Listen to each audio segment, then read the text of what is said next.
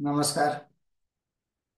Surveying and levelling च्या video सत्रामध्ये part 1 या सेक्शनमध्ये आपण वॉटर लेवल म्हणजे लेवल पाईप, त्यानंतर ऑटो लेवल, त्याचे कॉम्पोनंट्स, त्याची ॲडजस्टमेंट याबद्दल आपण डिस्कस केलं होतं. बेसिकली लेवलिंग म्हणजे काय, त्याची डेफिनेशन आणि त्याच्या कामाचं स्वरूप हे सुद्धा आपण पाहिलं होतं.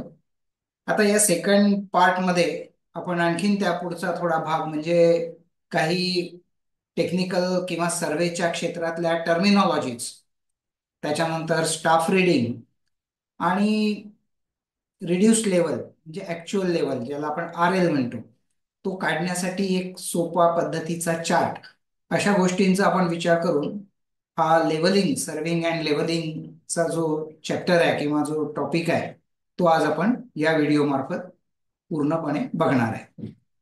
तर लेवलिंगसाठी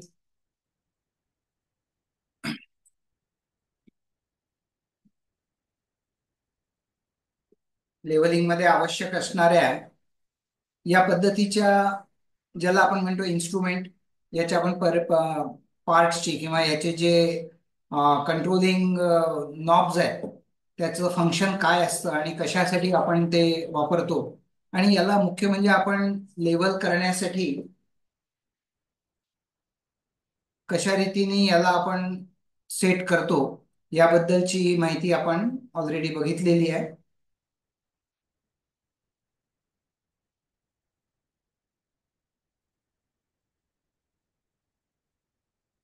यानंतर जिथे आपण इन्स्ट्रुमेंट सेट करतो त्याला आपण स्टेशन म्हणत असतो. त्याच्यानंतर ज्याच्यानुसार रिडिंग घेतो त्याला आपण क्रॉसस्टाफ म्हणतो. हा क्रॉसस्टाफला टेलिस्कोपिक क्रॉसस्टाफ म्हणजे या प्रकारची एक असा अल्युमिनियमचा एक ट्युब्युलर पाईप आहे, रेक्टँग्युलर, आणि त्याच्यावर या पद्धतीचं मार्किंग दिलेलं आहे. आणि हा टेलिस्कोपिक आहे. टेलिस्कोपिक म्हणजे एका लेंथ मध्ये दुसरी लेंथ आतमध्ये हिडन झालेली आहे. अशा पद्धतीने आतमध्ये एक अशा साधारण 3 स्टेजेसमध्ये हा स्टाफ ओपन होत असतो. कारण कॅरी करायला किंवा हँडल करायला सोपं जावं म्हणून त्या उद्देशाने हा एकात एक फोल्ड होऊन याची कॉम्पॅक्ट लेंथ बनते. आणि ज्या वेळेला जसं आवश्यकतेनुसार तो स्ट्रेच करून त्याची हाईट आपल्याला वाढवता येते, म्हणून याला टेलिस्कोपिक स्टाफ म्हणतात. याच्या मागच्या साईडला एक लॉकिंग बटन असतं. ते प्रेस करून आपण त्याला पुश करून आतमध्ये घालू शकतो. आणि ज्या वेळेला आपण तो उघडतो त्यावेळेला ही काळजी घेणं गरजेचं असतं की तो पूर्ण उघडून ते जे नॉब बटन आहे ते बरोबर त्या सेट पोझिशनवर येऊन सेट झालाय की नाही. अदरवाईज जर हा स्टाफ अर्धवट उघडला गेला तर तुमचे रिडिंग रॉंग येण्याचे चान्सेस असतात. कारण पूर्ण कंटिन्युटी मिळणार नाही मेजरमेंटची, काही मेजरमेंट ओव्हरलॅप राहील. आणि तुमचा जर वरच्या सेक्शन मध्ये जर रिडिंग येत असेल तर त्यामुळे रिडिंग चुकण्याची शक्यता असू शकते. म्हणून स्टाफ उघडताना हे लॉकिंग अरेंजमेंट पाहून पूर्णतः स्टाफ उघडलाय की नाही याची खात्री करून घेणं गरजेचं असतं. तर अशा पद्धतीने हा क्रॉस स्टाफ आहे. या क्रॉस स्टाफच्या रिडिंग बद्दल जर आपण थोडंसं पाहायचं ठरवलं तर तुम्हाला याच्यामध्ये जे रिडिंग्स मिळतात ते मीटरमध्ये रिडिंगची नोंद घ्यायची असते. आणि हे जे 3 किंवा 4 असे जे आकडे दिसतात, एक डाव्या बाजूला तुम्हाला रेड कलर मध्ये 1 आकडा दिसतोय. याचा अर्थ 1 आकडा जेव्हा डाव्या बाजूला दिसत असतो आपल्या टेलिस्कोपिक याच्यातनं, टेलिस्कोप मधनं याच्यातनं आपण जेव्हा बघतोय इन्स्ट्रुमेंट मधनं, त्यावेळेला आपल्याला साधारण अशा पद्धतीचं स्ट्रक्चर दिसत असतं. हा एक सेंटरचा क्रॉस हेअर दिसत असतो. 2 अशा पद्धतीचे हेअर्स दिसत असतात खालीवर. हे साधारण डिफरन्स काढायच्या कामात येतात, आता आपल्याला त्याचा उपयोग नाही. आणि एक असा व्हर्टिकल हेअर दिसत असतो. अशा पद्धतीचं आपल्याला टेलिस्कोप मधनं, आणि हे आपण सेट सुद्धा करतो म्हणजे समोर व्हाईट कागद ठेवून हे हेअर ब्लर येणार नाही इथपर्यंत आय पीस फिरून आपण सेट केलेला असतो. आणि ज्या वेळेला आपण या मार्फत आपण स्टाफ बघतो त्यावेळेला या स्टाफवरचं मार्किंग आपल्याला दोन्ही सायमल्टेनियसली दिसतात. म्हणजे हे हेअर्स पण दिसतात आणि स्टाफचं मार्किंग सुद्धा दिसतं. तर हे लेफ्ट हँड साईडला जे फिगर आहे रेड कलर मध्ये, इट इंडिकेट्स मीटर. म्हणजे वन आकडा जर आपल्याला टेलिस्कोप मधनं एवढा भाग दिसतोय, if we are watching staff like this, आणि याचा हेअर जसं इथे दाखवलंय यांनी पेन याचा, किंवा आपण दुसरे एक्झाम्पल बघू. तर असा जर स्टाफ दिसत असेल आणि हा वन आकडा जर लेफ्ट हँड साईडला दिसत असेल, तर याचा अर्थ 1 मीटर कम्प्लीट आहे. 1 मीटर कम्प्लीट. मग पॉइंट. आणि हे जे राईट हँड साईडचे आकडे आहेत 3, 4, 5 किंवा इथे 6, 7 अशा टाईप मधले हे जे आकडे दिसतात आहे, दिस इज डेसिमीटर्स. म्हणजे हे जे आकडे आहे हे डेसिमीटर, म्हणजे 10-10 सेंटीमीटरनी ते आकडे वाढतात आहे. इथे 3 आहे, इथे 4 आहे. अर्थात इथे आपण बघू, समजा इथे 6 आहे आणि इथे 7 आहे. त्याचा टॉप घ्यायचा अर्थात. थोडस आपण याला प्रयत्न करू मोठं करण्याचा.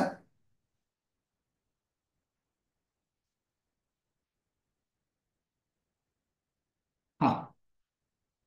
तर अशा पद्धतीमध्ये इथे झिरो दिसतोय. झिरो दिसतोय लेफ्ट हँडला, म्हणजे एकही मीटर कंप्लीट नाही आहे, 0 मीटर कंप्लीट. म्हणून आपण 0 point, this is our first stage of reading noting.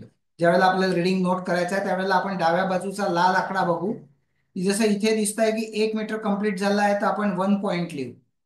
या बाजूला म्हटलं तर आपण याचं रिडिंग लिहू 1 पॉइंट.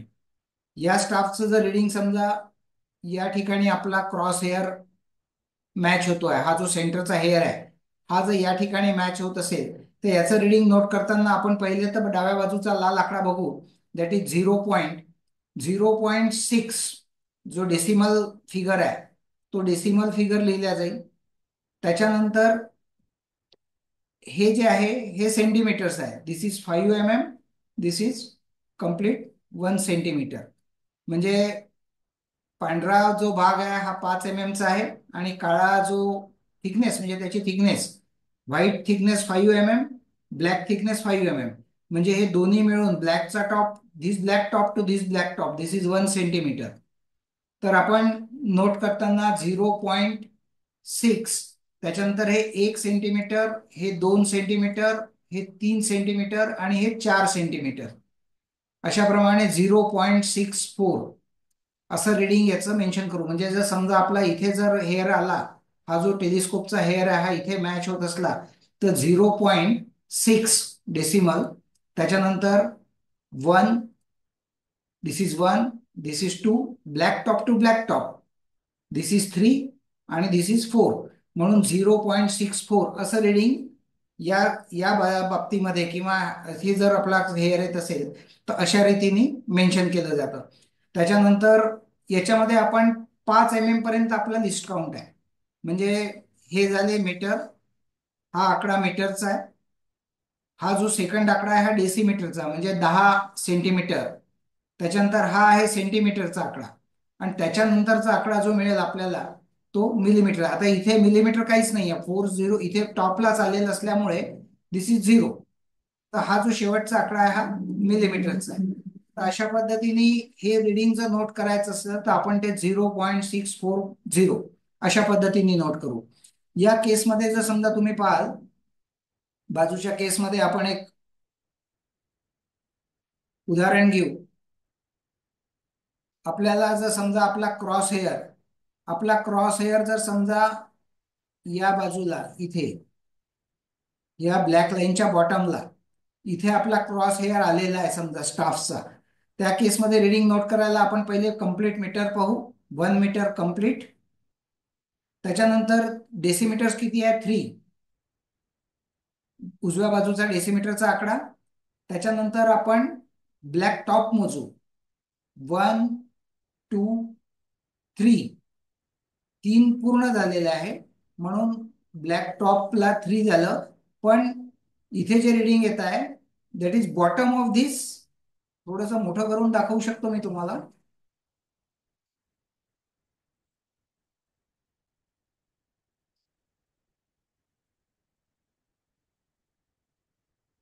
हा,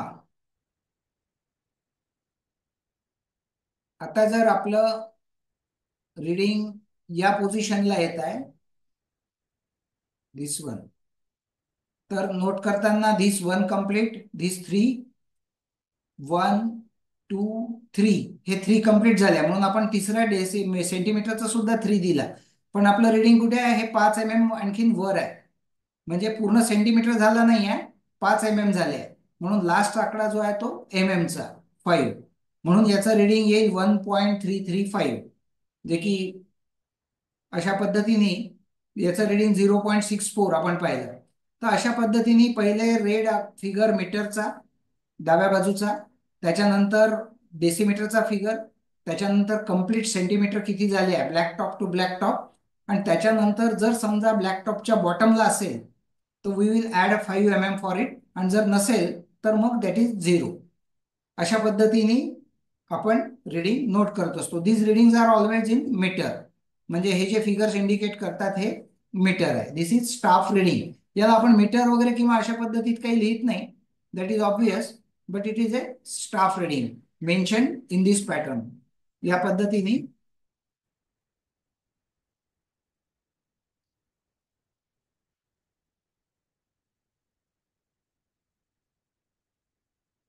अशा पद्धतीने आपलं हे स्टाफ रीडिंग नोट केलं जातं.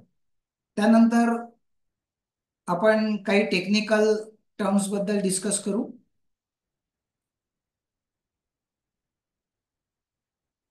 याच्यामध्ये आपण बाकी गोष्टींचा तर विचार केला होता. याच्यात हा जो स्टँड आहे, या स्टँड मध्ये आपण थोडस याच्याबद्दल क्विक मध्ये माहिती काढून घेऊ. फार काही जास्त टेक्निकल याच्यात नाही आहे. हे स्टँडचे जे लेग्स आहेत दीज आर ऑल्सो टेलिस्कोपिक, म्हणजे हा पार्ट आहे, हा रेड कलरचा हा लॉकिंग पार्ट आहे. हा ओपन केल्यानंतर हा लेग एक्सटेंड होऊ शकतो, बाहेर निघू शकतो. प्रत्येक लेग्सला तसं आहे. दिस इज लॉकिंग अरेंजमेंट, आणि हे लॉक ओपन केल्यानंतर हा लेग बाहेर येऊ शकतो. ज्यावेळेला अनड्युलेटेड जागा असेल कमी जास्त प्रमाणात, त्यावेळेला एक पाय वर राहू शकेल, एक पाय खाली जाऊ शकेल. अशा पद्धतीने वेगवेगळ्या हाईटमध्ये सुद्धा लेग्स मेंटेन करावे लागू शकतात. त्याच्यासाठी हे प्रत्येक पाय इंडिव्हिज्युअली ऍडजस्ट करून त्याच्यानंतर हे लॉक टाईट केल्या जातं, की जेणेकरून हा जो टॉप सरफेस आहे हा एक अप्रॉक्सिमेटली लेवलमध्ये आला पाहिजे, कारण याच्यावर आपल्याला हे इन्स्ट्रुमेंट फिट करायचं आहे. हा टॉप सरफेस जो आहे हा एक अप्रॉक्सिमेटली लेवल असला पाहिजे. आणि त्याच्यानंतर मग आपण जे वरचं इन्स्ट्रुमेंट लेवल करतो that is with foot screws किंवा लेवलिंग स्क्रूज. जे ॲक्युरेट लेवलिंग करण्याची प्रोसेस आहे ती या स्क्रूजद्वारे होते. पण एक ब्रॉडली किंवा एक सर्वसाधारण जास्त मार्जिन याच्यात नसते, तर मोस्टली आपण हा जो टॉप सरफेस आहे हा लेवल ठेवण्याचा प्रयत्न करतो. आणि हा लेवल ठेवण्याकरता खाली जरी जमीन अनड्युलेटेड असली तरी हे लेग्सचे लेंथ ऍडजस्ट करून आपण हा टॉप लेवल मेंटेन करतो. तर अशा पद्धतीने हे लॉक्स टाईट करायचे असतात वापस. त्याच्यानंतर दीज आर शूज, याला आपण म्हणतो शूज. हे जमिनीमध्ये पक्के रोवण्यासाठी किंवा मजबूत राहण्यासाठी हे याला खाली आयरनचे, लोखंडाचे हे असतात, कव्हर्स असतात, दॅट इज शूज. त्याच्यानंतर याला इथे प्रोजेक्शन सुद्धा दिलेलं आहे बाजूला, तुम्ही बघाल. या प्रोजेक्शनवर पायाने दाबून हे पक्के करायचे असतात, म्हणजे एकदा इन्स्ट्रुमेंट सेट झाल्यानंतर ते पुन्हा हलायला नको. It should be stable, firm. आणि त्याच्याकरता म्हणून या हे शूजला जे प्रोजेक्शन आहे याच्यावर पायाने दाबून हा स्टँड मजबूतीने जमिनीमध्ये पक्का करायचा असतो, रोवायचा असतो. तर अशा पद्धतीने हा स्टँडचे हे पार्ट्स, आणि मग याच्यानंतर हे याच्यावर इन्स्ट्रुमेंट ठेवून, हे इन्स्ट्रुमेंट आहे हे याच्यावर ठेवून खालून याला नट असतो, त्या नटने टाईट करून ते इन्स्ट्रुमेंट त्याच्यावर फिट केलं जातं. फिट करताना फक्त हा जी प्लेटचा साईज आहे ही प्लेटची साईज फिट होते, आणि वरचा जो पार्ट आहे हा पूर्ण 360 डिग्री मध्ये आपल्याला पाहिजे त्या डायरेक्शनला तो रोटेट होतो. याचं लेवलिंग कसं करायचं हे आपण बघितलं होतं.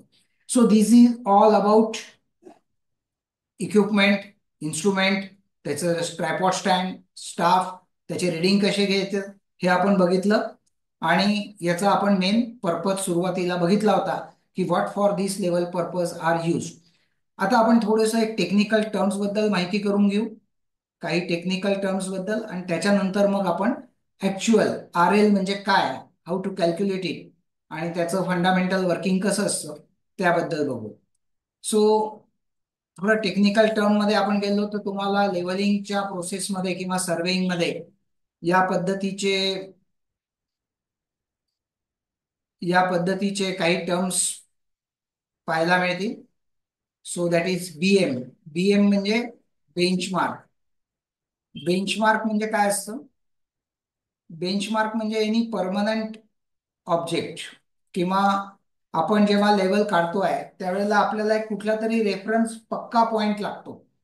त्या पक्क्या पॉइंटच्या, जसं आपण मागच्या स्केचमध्ये बघितलं होतं की आपली जर जमीन अनड्युलेटेड आहे, अशी जमीन आहे, आपल्याला या प्रत्येक पॉइंटचे इथले इथले लेवल्स हवे आहेत, तर आपल्याला या लेवल्स एका पर्टिक्युलर लेवलच्या हिशोबाने किती खाली आहे किंवा किती वर आहे, समजा असंही गेलं असेल इन केस, तर या पर्टिक्युलर लेवलच्या किती वर आहे किती खाली आहे याचा अभ्यास करायला हे आपल्याला एक रेफरन्स लेवल लागते. एक रेफरन्स लेवलच्या हिशोबाने आपण हे ठरवू की हा किती खाली आहे किंवा किती वर आहे. तर ही जी रेफरन्स लेवल आपण धरतो याला आपण म्हणतो बेंचमार्क. आणि हा बेंचमार्क साईटवर लोकेट करताना एखादा परमनंट ऑब्जेक्ट, म्हणजे एखादी जर बिल्डिंग असेल तर त्या बिल्डिंगची प्लेन, एखादा ब्रिज असेल तर त्या ब्रिजचं रेलिंग टॉप, किंवा एखादं पक्क काही टॉवर असेल तर त्या टॉवरचं फाउंडेशन, असं जो एखादा परमनंट ऑब्जेक्ट आहे की जो पाऊस पाण्यामध्ये हलणार नाही आहे, किंवा ज्याला जो डॅमेज होणार नाही काही छोट्या कारणाने, किंवा तो रिमूव्ह तिथून होणार नाही, अशा परमनंट ऑब्जेक्टला आपण रेफरन्स म्हणून, बेंचमार्क म्हणून घेतो. आणि त्याच्या रेफरन्समध्ये आपण सर्व लेवल्स मग कॅल्क्युलेट करत असतो. So this is important term. Benchmark is our permanent reference level. त्या लोकॅलिटी पुरती असते. जिओलॉजिकल सर्वेमध्ये समजा जर एवढा मोठा एरिया सर्वे करायचा असेल, इथे वेगवेगळे स्ट्रक्चर्स असतील काही वेगवेगळे, आणि ही जमीन चढ उताराची असेल, तर आपण इथे एखाद्या स्ट्रक्चरचा रेफरन्स बेंचमार्क म्हणून घेऊ, आणि या बेंचमार्कच्या हिशोबाने आपण प्रत्येक ठिकाणच्या लेवल्स मार्क करू. ज्या वेळेला मोठा सर्वे असतो त्यावेळेला जिओलॉजिकल सर्वे ऑफ इंडिया तर्फे मीन सी लेवल म्हणजे समुद्र सपाटीपासूनची उंची ही ट्रान्सफर केली जाते, आणि त्याच्या रेफरन्समध्ये बाकी लेवल्स काढल्या जातात. पण छोट्या कामाकरता किंवा लोकल कामाकरता आपल्याला मीन सी लेवलची किंवा जिओलॉजिकल सर्वेच्या लेवलची गरज नसते. आपण तिथलाच एखादा लोकल बेंचमार्क ठरवतो आणि त्या रेफरन्समध्ये आपण प्रत्येक गोष्टीच्या आर एल म्हणजे रिड्यूस लेवल कॅल्क्युलेट करतो, की जेणेकरून आपल्याला कळून येईल की कोणत्या भाग खाली आहे, कोणता भाग किती वर आहे, आणि त्या पद्धतीने कंटूर्स वगैरे आपण काढू शकतो. तर benchmark is our permanent reference level, म्हणजे त्या भागाकरता प्रत्येक क्षेत्रातला बेंचमार्क वेगळा असू शकेल. इथे सर्वे करायचा आहे तर हा बेंचमार्क ठरवला, आणखीन कुठल्या दुसऱ्या लोकेशनला दुसरीकडे कुठे सर्वे असेल तर तिथला पर्टिक्युलर एखादा परमनंट ऑब्जेक्ट मार्क करून we can treat it as a benchmark. So benchmark is a reference level, and that level which is not will be disturbed, म्हणजे जी परमनंट तिथे राहील ऍटलीस्ट सर्वेचं काम होऊन त्याच्या डाटाचा उपयोग होईपर्यंत, किंवा एक परमनंटली ती अज्युम करतो आपण तिथे की that will be there only. So that is benchmark. So R L दुसरा आहे. R L. R L is stands for reduced level. Reduced म्हणजे काढलेली, रिड्युस्ड लेवल. आता आपण पाहिलं ही रेफरन्स लेवल धरली, ही जमीन लेवल आहे, दिस इज अवर ग्राउंड. तर या ग्राउंडच्या या रेफरन्स लेवल पासून किंवा आपल्या इन्स्ट्रुमेंटनुसार आपण इथली जी लेवल काढू पर्टिक्युलरली त्या ग्राउंडच्या टॉपची, that level is called reduce level. म्हणजे पर्टिक्युलरली त्या पॉइंटची जिथली आपल्याला आवश्यकता आहे त्या जमिनीची तिथली level, that is reduce. Reduce level याच्यासाठी की दॅट हॅज बीन कॅल्क्युलेटेड. आपण कुठल्या पद्धतीने आपण पुढच्या सेक्टरमध्ये बघणार, पुढच्या ह्याच्यात बघणार आहे की रिड्यूस लेवल कशी काढल्या जाते. But the level denoted for that particular point is called reduced level. The BM benchmark, RL reduced level, BS is for stand for backside. Backside जसं आपण बेरिंग मध्ये पाहिलं, बॅक बेरिंग, फोर बेरिंग, त्या पद्धतीचं backside आणि four side. म्हणजे एखादा समजा राम रोडचा सर्वे चाललाय if this is the project, आणि आपण एकेका सेक्टरला इथे इन्स्ट्रुमेंट लावलाय. आपण इथली लेवल जेव्हा पहिली लेवल घेतो मागे जाऊन, त्यावेळेला आपण याला म्हणतो बॅक साईड. आणि जेवढ्या मध्ये लेवल घेऊ त्याला आपण म्हणतो इंटरमिजिएट साईड. आणि जी शेवटची लेवल घेऊ की जिथून आपल्याला इन्स्ट्रुमेंट हलवावं लागणार आहे, त्याला आपण म्हणतो फोर साईड. म्हणजे इथे इन्स्ट्रुमेंट असताना this first reading is back side, मधले सगळे reading are intermediate side, I S, this I S intermediate side. आणि जे शेवटचं रिडिंग राहणार आहे दॅट इज फोर साईड. मग हे फोर साईडचं रिडिंग झाल्यानंतर मग तुमचं इन्स्ट्रुमेंट इथे येईल. इथून मग तुम्ही इथून जे जाईल that is back side for this, या पोझिशन करता, या स्टेशन करता दिस इज बॅक साईड. आणि मग पुन्हा इंटरमिजिएट साईड मध्ये मध्ये तुम्ही ज्या लेवल्स घेत जाल, पॉइंट्स घेत जाल, ते इंटरमिजिएट साईड. जेव्हा पुन्हा शेवटचा पॉइंट घ्याल दिस इज फोर साईड. तर ते बॅक बेअरिंग फोर बेअरिंग सारखंच this is back side fore side. म्हणजे फोर साईड आहे म्हणजे this is the last reading for that particular location. म्हणजे इथून इन्स्ट्रुमेंटने घेतलेलं हे लास्ट रिडिंग. आणि बॅक साईड म्हणजे this is the first reading taken by change point. Change point नंतर आपल्याला ते घेतलेलं first reading that is back side. तर C P is a change point. आत्ताच आपण बघितलं की एका पर्टिक्युलर लोकेशनवरून आपण सर्टन काही डिस्टन्सच्या लेवल्स घेऊ शकतो. एक तर ऑब्जेक्ट विजनमुळे, किंवा काही चेंज असेल, कुठे काही ऑब्स्ट्रक्शन असेल, आपल्याला रिडिंग घेता येणार नाही, मग आपल्याला इन्स्ट्रुमेंट आपलं दुसऱ्या ठिकाणी शिफ्ट करावं लागू शकतं. आणि जेव्हा आपण इन्स्ट्रुमेंट दुसऱ्या ठिकाणी शिफ्ट करतो त्याला आपण म्हणतो change point. This is CP, change point. Station, station म्हणजे जिथे आपण स्टाफ उभा करतोय दॅट इज स्टेशन. ज्या पॉइंटला आपल्याला लेवल हवी आहे तिथे आपण स्टाफ उभा करतो. जे पॉइंट आपल्याला लेवल करता इथली आपल्याला लेवल हवी आहे, तर इथे काय करू आपण, स्टाफ इथे उभा करू. So this is station. याला आपण ABCD किंवा 1 2 3 वॉट एव्हर याप्रमाणे नोटेशन दिलेले असतात. So station. Field book is एक चार्टचं बुक असतं ज्याच्यामध्ये आपण हे सगळे जे रिडिंग्स येतात स्टाफचे हे रेकॉर्ड करतो. That is called field book. याच्यामध्ये बरेच technical complication, complication in the sense फार डिटेलमध्ये असतं फील्ड बुकमध्ये. Back side, intermediate side, fore side, त्याच्यानंतर व्हेरियस कॅल्क्युलेशन्सचे अँगल्स वगैरे ह्या गोष्टी असतात. बट आपला इंटरेस्ट आहे की फक्त आपल्याला रिड्यूस लेवल काढता आली पाहिजे. त्याच्याकरता एक सिंपल सोपा चार्ट आपण बघणार आहे. त्याच्याकरता फील्ड बुकची गरज राहत नाही.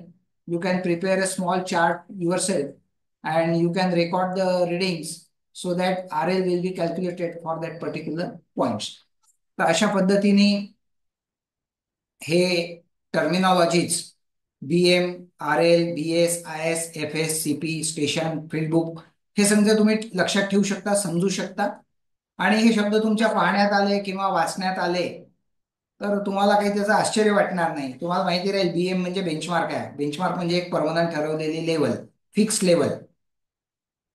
RL म्हणजे रिड्यूस लेवल. रिड्यूस लेवल म्हणजे ते पर्टिक्युलर पॉइंटची काढलेली लेवल.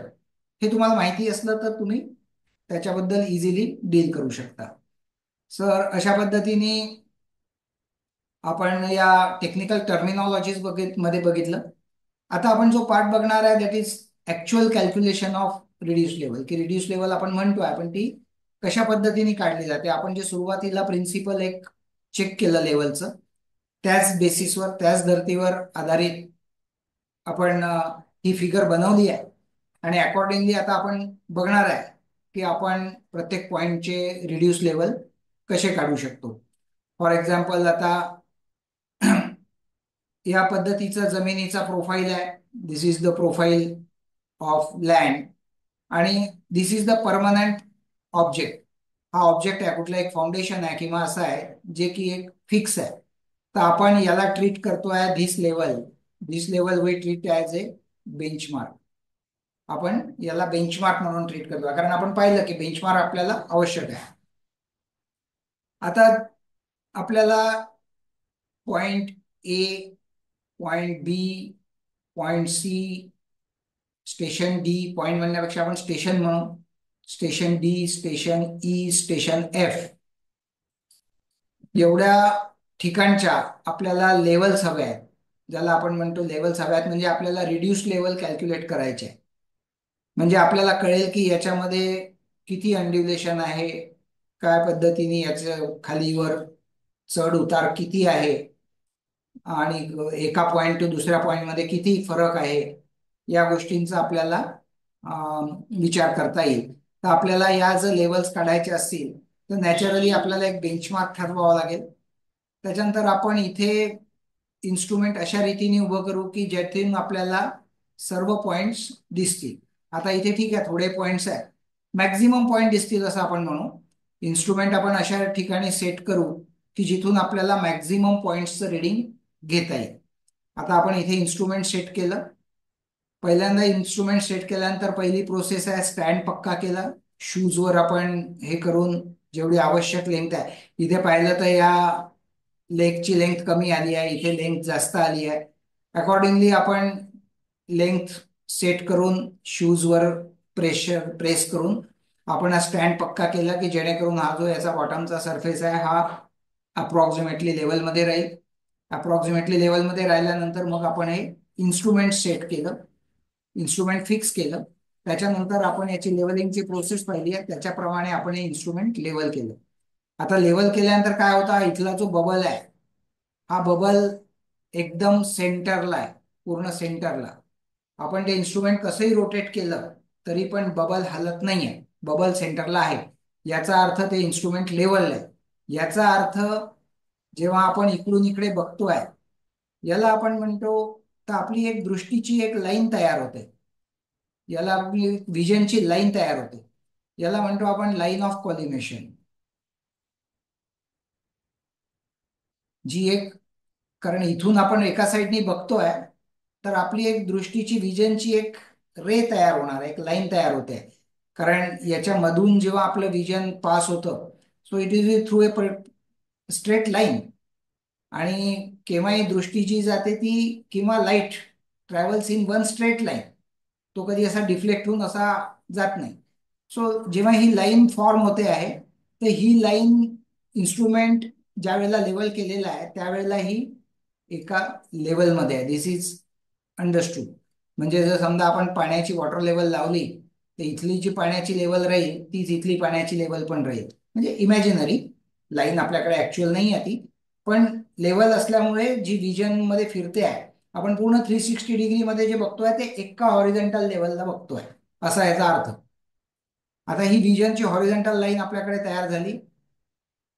आपण बेंचमार्क सेट केला, इन्स्ट्रुमेंट सेट केलं, इन्स्ट्रुमेंट सेट केलं, लेवल केलं. लेवल करण्यामुळे ही एक लाईन आपल्याकडे तयार झाली, इमॅजिनरी लाईन आहे. बेंचमार्क आपण फायनल केला. बेंचमार्क असा फायनल केला की जो आपल्याला या स्टेशनवरून पण दिसेल, इथून स्टेशन नाही, सॉरी, इन्स्ट्रुमेंटच्या पोझिशनवरून पण दिसेल आणि तो परमनंट राहील. काही एक दॅट विल नॉट, म्हणजे त्याला काही डॅमेज होणार नाही अशा पद्धतीचा हा बेंचमार्क आपण आयडेंटिफाय केला किंवा ठरवलं. पहिलं काम जे असतं ते आपण काय करतो, this red yellow colour are staff, याला आपण हा स्टाफ म्हणून दाखवतोय. जेवढे हे रेड येलो दिसतात आहे हे आपण एक स्टाफ आहे असं अज्युम करू. पहिले आपण स्टाफ कुठे ठेवू, पहिल्या पोझिशनला बेंचमार्कवर. तर याच्याकरता जो आपण एक चार्ट, सोपा चार्ट तयार करणार आहे, तो सोपा चार्ट या फॉर्मॅटमध्ये आपण ठेवणार आहे की first is station, first column is station. त्याच्यानंतर दुसरा कॉलम आपला राहणार आहे स्टाफ रीडिंग. एक सिंपल चार्ट आपण आपल्या सोयीकरता हा बनवतोय. टेक्निकली तो बराच कॉम्प्लिकेटेड असू शकतो, पण आपल्याला कॅल्क्युलेशन करता यावे म्हणून आपण एक सिंपल चार्ट डिराईव्ह केलेला आहे. स्टेशन, स्टाफ रीडिंग, त्याच्यानंतर एच आय. एच आय आपलं that is height of instrument. Height of instrument is H I. म्हणजे ही जी हाईट आहे बेंचमार्क पासून, तुमच्या बेंचमार्क पासून, आता आपण बेंचमार्क पक्का केला आणि आपली जी लाईन ऑफ कॉलिमेशन आली, ती लाईन ऑफ कॉलिमेशन म्हणजे line of vision, this is या हाईटला, ही जी हाईट आहे एवढी हाईट या बेंचमार्क मध्ये ऍड केली तर आपण याला म्हणतो हाईट ऑफ इन्स्ट्रुमेंट.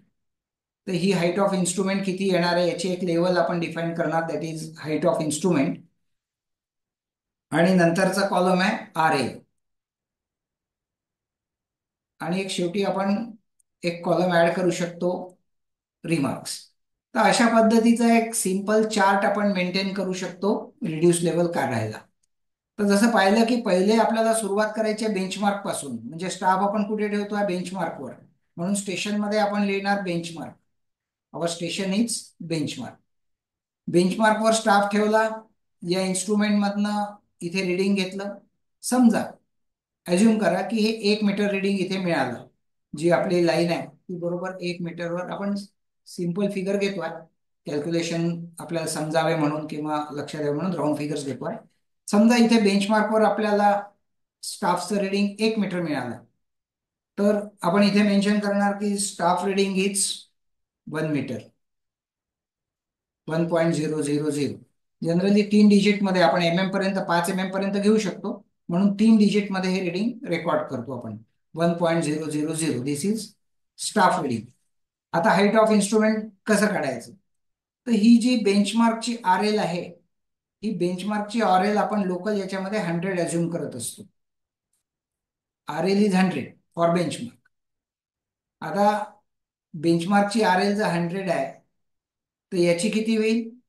याची 100, 1 मीटरचं रिडिंग आलं, म्हणजे ही डिस्टन्स जी आहे 1 मीटर आहे. म्हणजे याची आर एल होईल 101. 1 मीटर ऍड होईल, 100 मध्ये 1 मीटर ऍड झालं. The height of instrument is 101.00. है ना. Height of instrument is the reading of staff and बेंचमार्कची R L.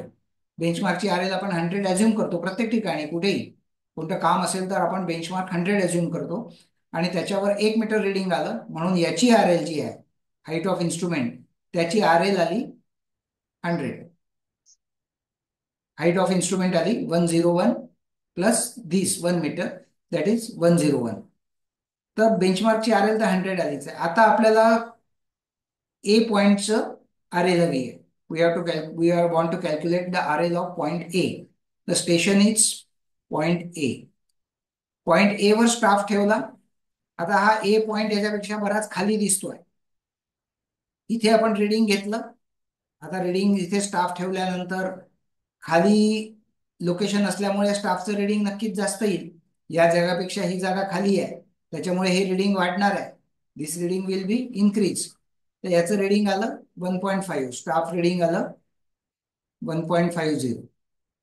Height of instrument same आहे. आपण एकदा बेंचमार्कवर ठेवून जी पाहिली. आता हाईट ऑफ इन्स्ट्रुमेंट, आपलं इन्स्ट्रुमेंट जोपर्यंत तिथे आहे तोपर्यंत हाईट ऑफ इन्स्ट्रुमेंट सेम राहणार आहे. Height of instrument will be as it is. आता आर एल काढायची आहे, म्हणजे आता आपल्याला याची लेवल माहिती आहे. याची लेवल 101 आहे आणि हे 1.5 मीटर खाली आहे. 1.5 मीटर खाली असल्यामुळे याची 101 ही हाईट ऑफ इन्स्ट्रुमेंट आहे, आणि त्याच्यातनं हा पॉइंट 1.5 मीटर खाली आहे.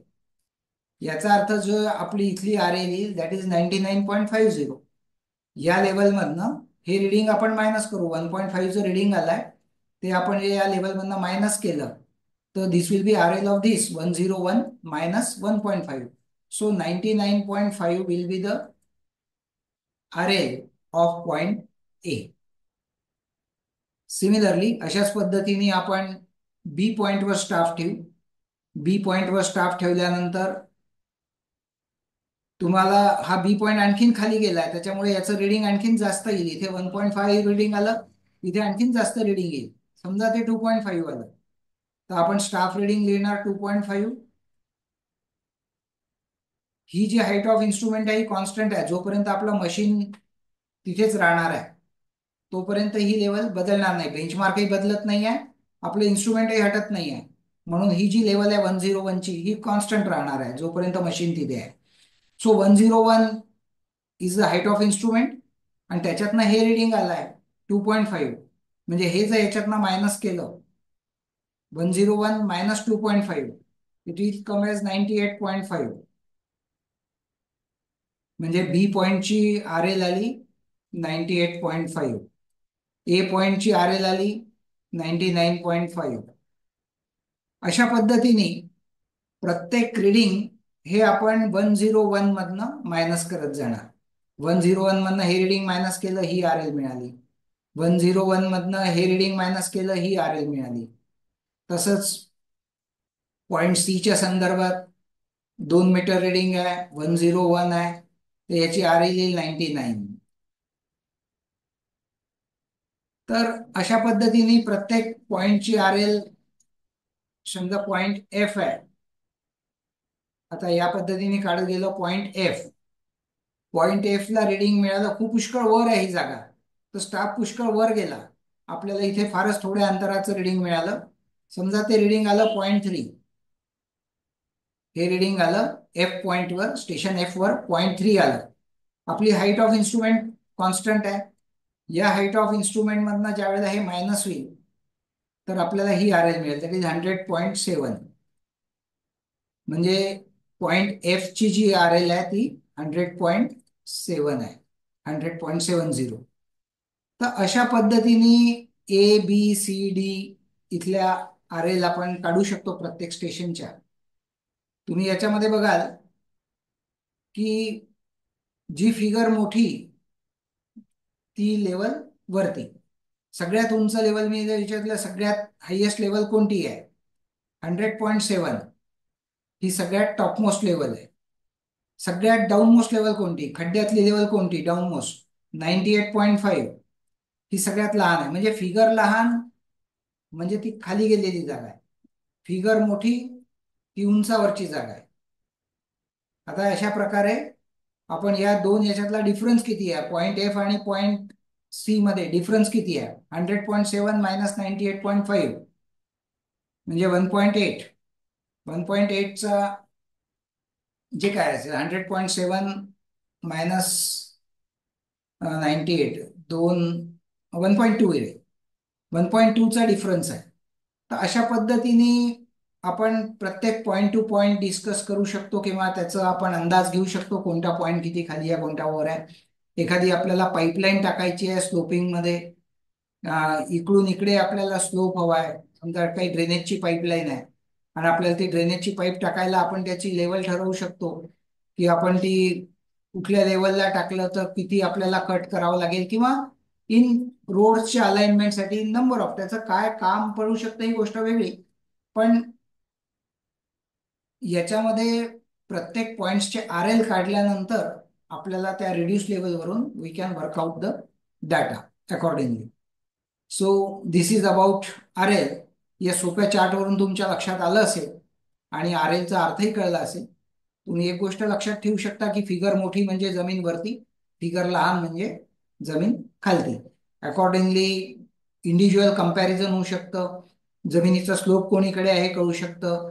एखादा रोड किंवा पाईपलाईन टाकायचं असेल तर पर्टिक्युलरली भागामध्ये भरण किती येईल, कटिंग किती येईल याची क्वांटिटी काढता येऊ शकते.